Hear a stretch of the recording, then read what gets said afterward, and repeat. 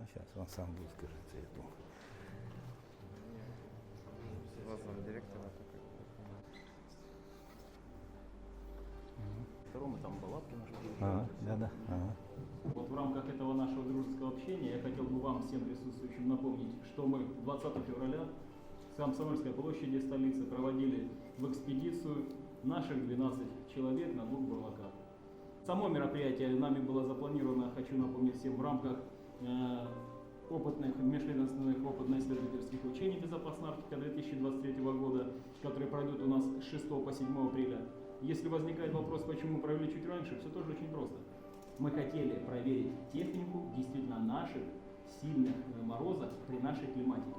Я очень благодарен вообще всем людям, организациям, которые помогли экспедиции этой. Естественно, это Министерство чрезвычайной ситуации, Российский союз спасателей, Русское географическое общество. Вам слово, Александр Васильевич. 2 года назад была экспедиция в рамках испытаний бурлака до Сибирь-Коля, изучали мы, искали, тоже такая несколько романтичная даже история, искали самолет Ливаневского, который, возможно, затонул в озере. У нас в этом году стартовал очень амбициозный проект называется «Мобильный доктор», то есть бригады медицинских врачей должны доехать до каждого населенного пункта Арктики, а их у нас более 80, самых труднодоступных, малонаселенных, но мы должны в этом году переехать бригадами врачей и, соответственно, осмотреть население. И причем это должны сделать не 1 раз в год, а должны сделать как минимум в этом году 2 раза, а планируется в последующем году 4 раза в год доезжать до каждого населенного пункта. Анна Михайловна здесь Никитина, директор Республиканского центра общественного здоровья.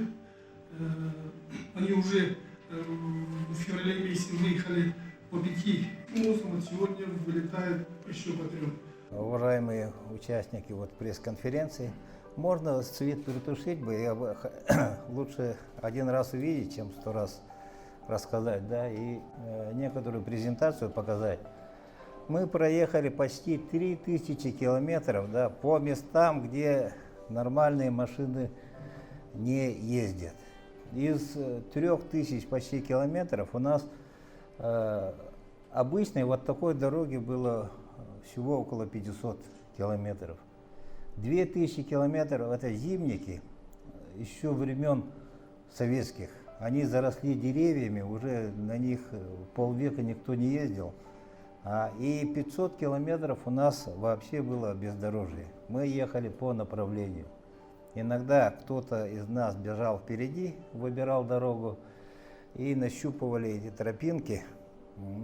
И действительно, бурлак показал себе очень удивительная машина. Я как руководитель службы спасения в течение долгих лет, да, всегда прилагал внимание вездеходной технике.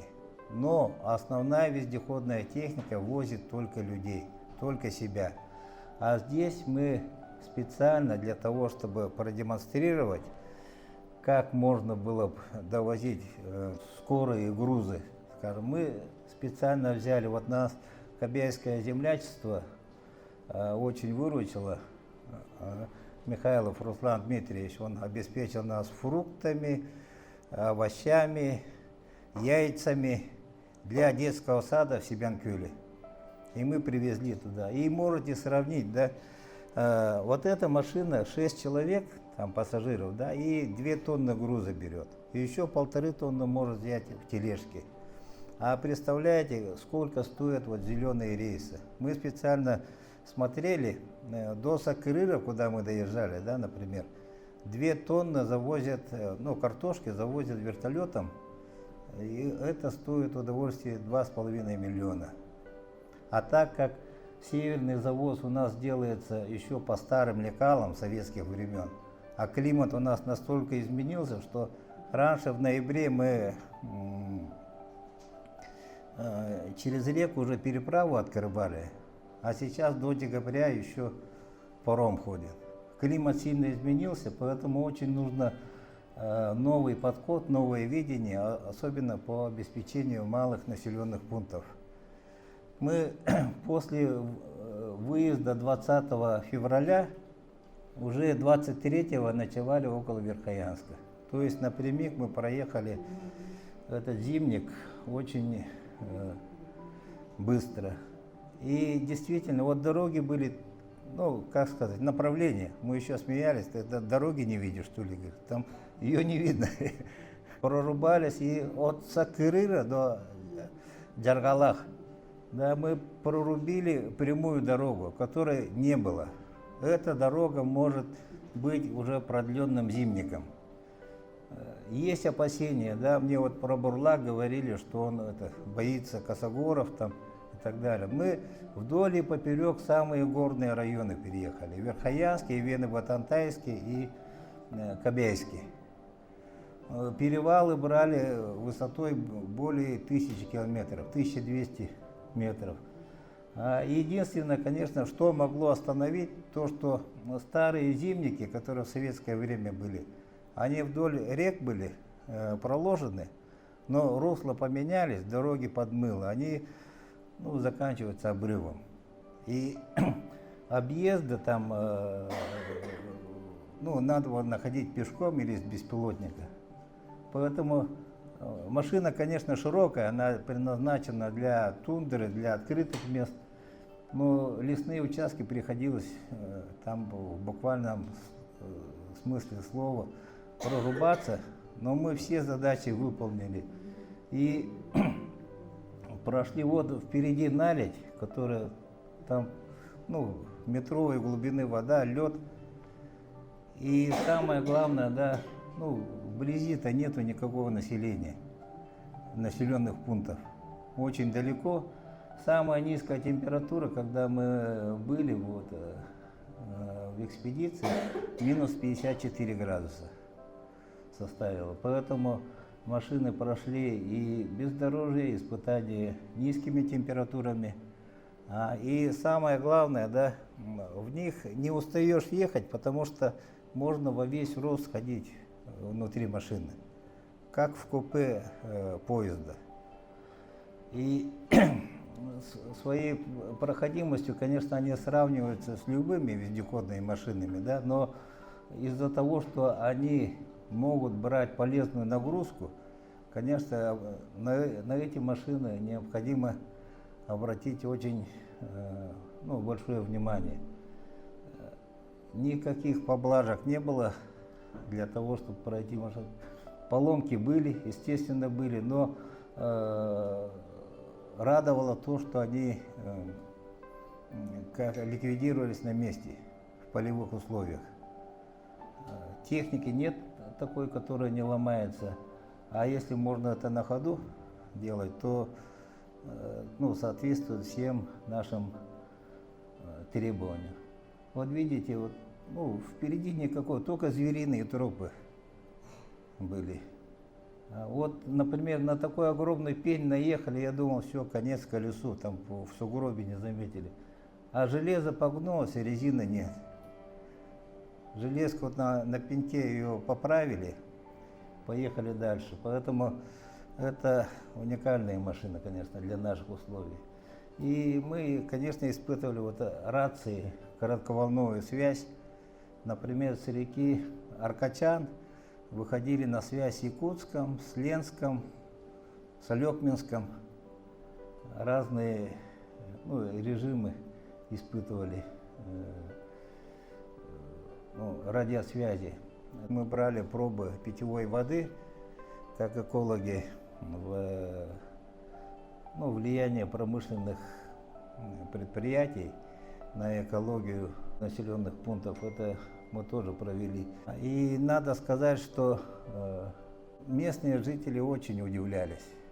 Вообще, когда такие монстры приезжали к ним в деревню совсем с стороны, которые они не ожидали. Вот бедные обычные машины, без водителя, это в наледи стоит машина, чтобы колеса не примерзли, водитель включил все передачи, сам уехал. Иначе, если он выключит, то это как ледяной кирпич, его надо будет потом выдалбливать месяцами из-за льда.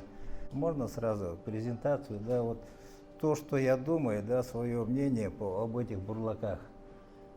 То, что они возят и полезный груз, да, и могут внести вообще вот кардинальные изменения, вот социально-экономическое развитие малых населенных пунктов. Это, во-первых, мы просчитали, что в сторону Саккерыра, допустим, на 3-4 месяца может удлинить срок зимников. В ряде случаев может заменить это зеленые рейсы. А некоторым улусам, я думаю, что вот Оленевский, здесь есть представитель, нет, между Удачным и Оленьком, там они могут установить без мостов, без дополнительных затрат на эксплуатацию, там, строительство дорог, ну, круглосуточную связь целого улуса сделать. И, ну, вот, как говорил Александр Васильевич, помочь в плановой медицинской диспансеризации населения малых населенных пунктов, обеспечить межпоселковые пассажирские, грузовые перевозки. В Ивено-Батантае Ми-8 летает как автобус между населенными пунктами. И понимаете, как это сложно быть сезонно закрытыми, там люди живые же, бывают свадьбы, бывают похороны, а там зависишь от вертолета, вертолет на санрейс может быть, на пожары там, и это нестабильно, очень неудобно, конечно. И такие машины в Академии наук могут удешевить и расширить полевые научные исследования. Я тоже пример покажу вам. И, конечно, развить внутренний туризм, сделать доступными природные красоты нашей республики, создавать рабочие места и как вахтовка быть, и, конечно, в трассировке, открытии новых дорог и маршрутов. Вот о полевых научных исследованиях. Мы в верховьях Батантая, да, обнаружили место обитания речных выдр во время этой экспедиции.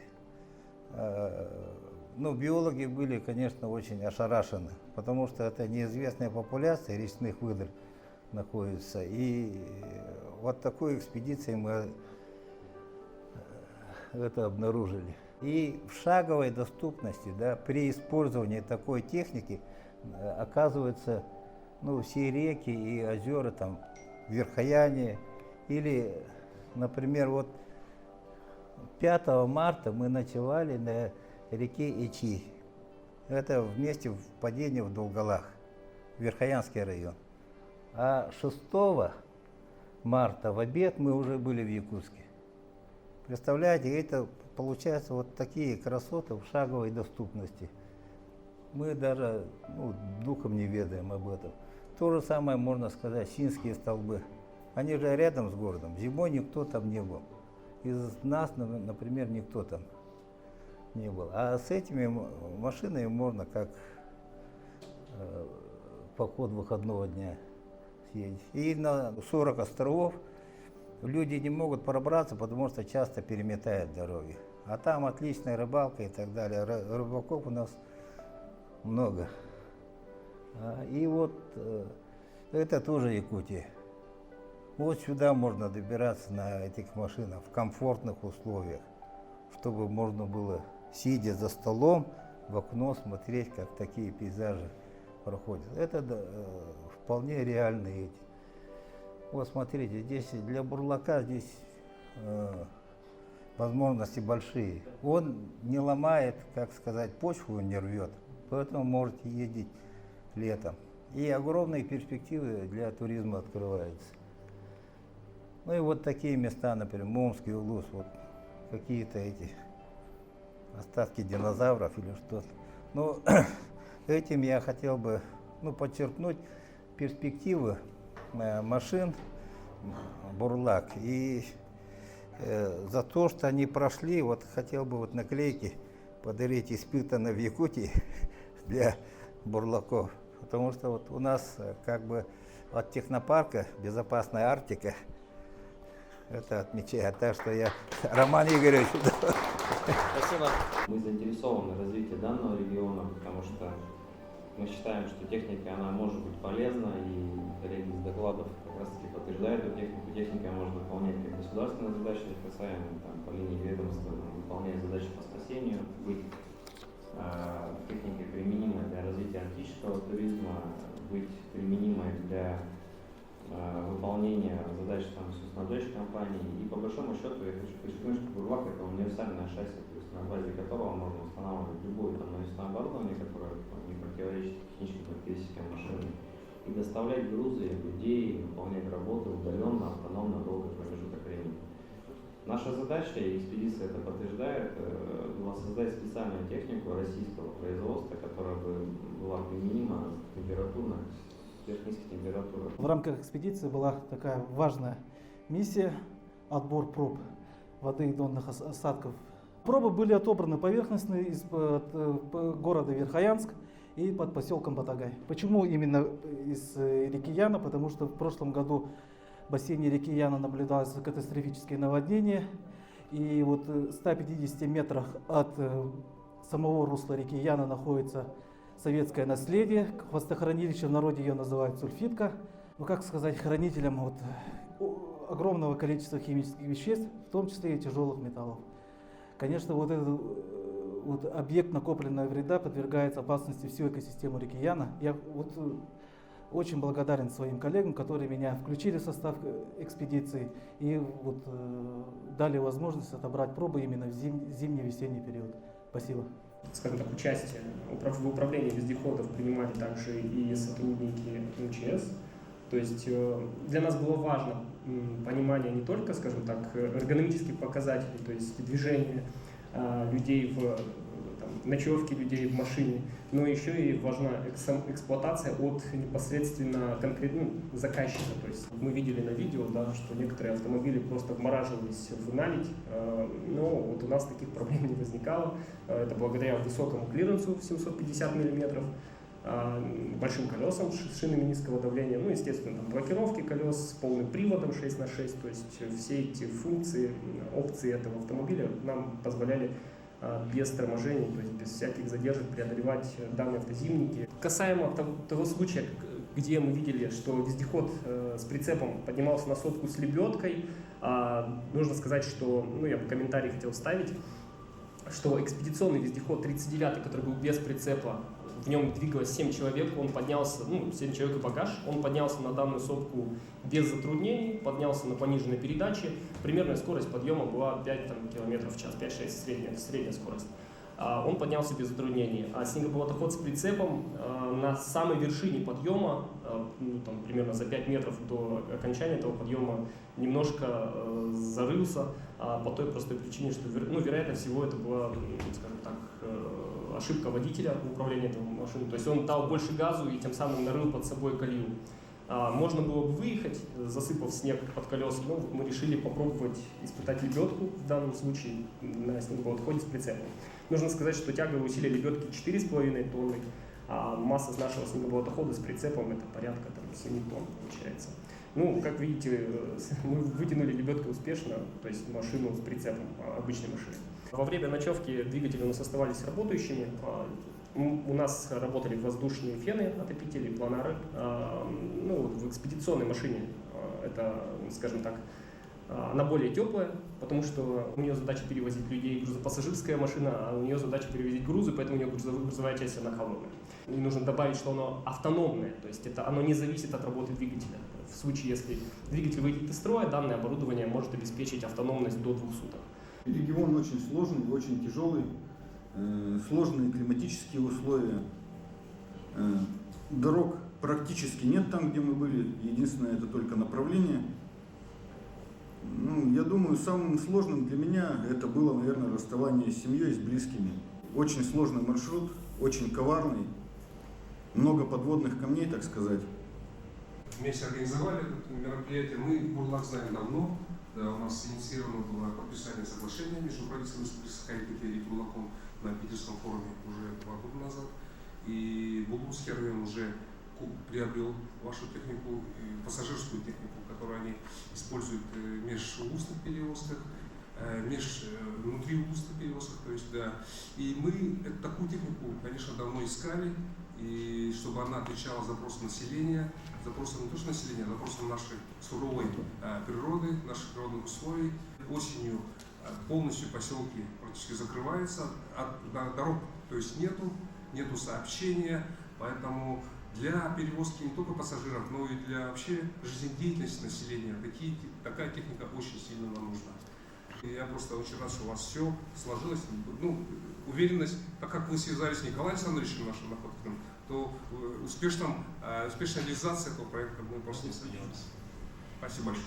В 2021 году тоже мне удалось, скажем, прокатиться, покататься на Бурлаке. Ездили мы в Себен-Кёль в 2021 году, как раз таки вместе вот с Александром Васильевичем, Николаем Александровичем, да, и вот, кстати, Игорем вместе тоже ездили. Эркин тоже, кстати, здесь. Вот.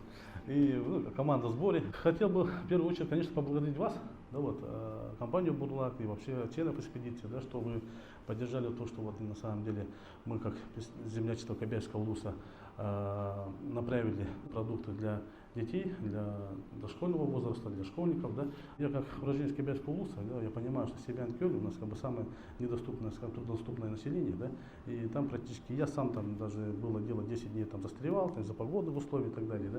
И вот, как, в принципе, хорошее решение, да, вот именно на таких машинах, да, как Бурлак, можно ввести даже какой-то маршрут поставить. То есть Себен-Кёль до Себен-Кёля.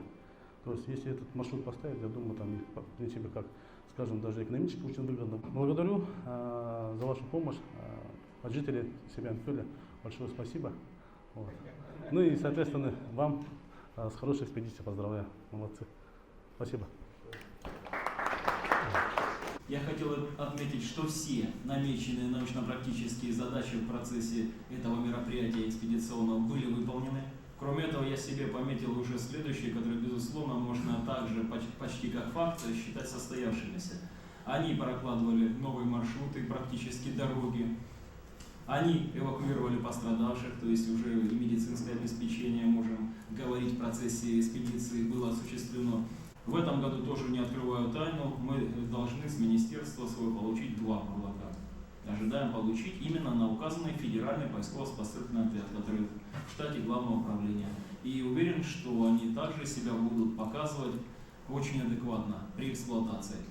К Николаю Александровичу обращаясь, уверен, что, как уже сказал представитель, первый заместитель министра по делам развития Арктики, 6-7 у нас будет круглый стол, где Николай Александрович тоже будет присутствовать. Мы ждем более раскрытого, расширенного доклада по уже состоявшейся экспедиции, уже с учетом в том числе наработок, большего анализа проработанных вопросов. Ну и, конечно же, я хочу сказать, что, обращаясь к представителям завода-изготовителя, Главное управление со своей стороны готово поддержать вас на указанном мероприятии на круглом столе. В его открытии, в его участии будет принимать непосредственно глава республики Арсений Сергеевич Николаев и будут участвовать представители правительства.